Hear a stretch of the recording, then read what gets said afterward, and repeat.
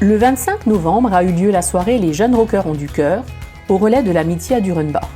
Cette soirée, organisée par le collectif des jeunes engagés, a mis à l'honneur 3 jeunes groupes d'Alsace du Nord. Le public a répondu présent, un peu plus d'une centaine de spectateurs a participé à la soirée qui s'inscrit dans le dispositif Les Rockers ont du cœur en Alsace du Nord, chapeauté par la fédération Réseau Jack, dont le concept est « Un jouet égale une entrée ». Pour assister au concert, il suffisait d'amener un jouet ou un livre, neuf ou en bon état, qui seront ensuite offerts à l'association Caritas pour être distribués aux familles bénéficiaires pour les fêtes de fin d'année. La buvette et la petite restauration ont été tenues par les jeunes. Les bénéfices leur seront reversés sous forme d'autofinancement pour leurs futurs projets avec le pôle animation.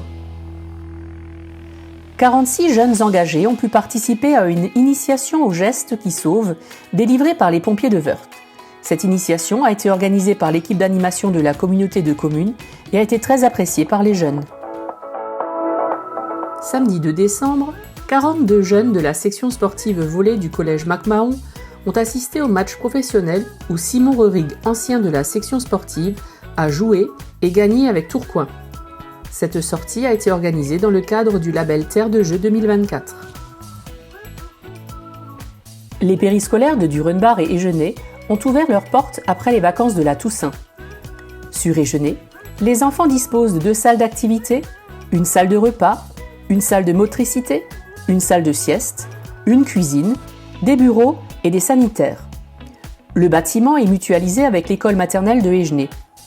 Entre 65 et 75 enfants des écoles de Egenay, Eschbach, Laubach, Forstheim et Morsbronn-les-Bains sont accueillis à la pause de midi. Le soir, ce sont 15 ou 30 enfants qui le fréquentent.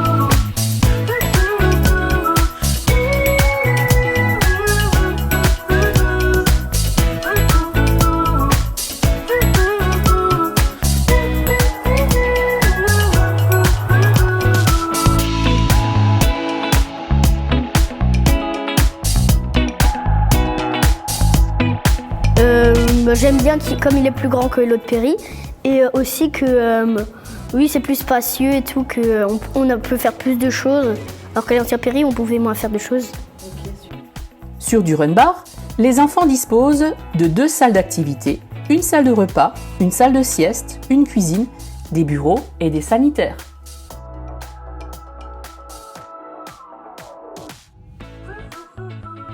Moi, ça fait 15 ans que je suis sur le territoire où j'avais pas de locaux attitrés, on va dire, pour les enfants. Donc là, d'avoir des bâtiments tout beaux, tout neufs, où tout est adapté, ça change vraiment la vie. En plus, les locaux sont vraiment sympas et voilà, les enfants sont vraiment très contents. Et l'équipe aussi est très très contente. Entre 65 et 80 enfants des écoles de Durenbach, Gunstedt, Biblisheim et Walbourg sont accueillis à la pause de midi. Et entre 25 et 40 enfants le soir. Merci, on sait que tout ça c'est des moyens, on en est bien conscient, mais c'est vrai que par rapport à notre vie quotidienne, pour plein de choses, les centres de loisirs c'est pareil.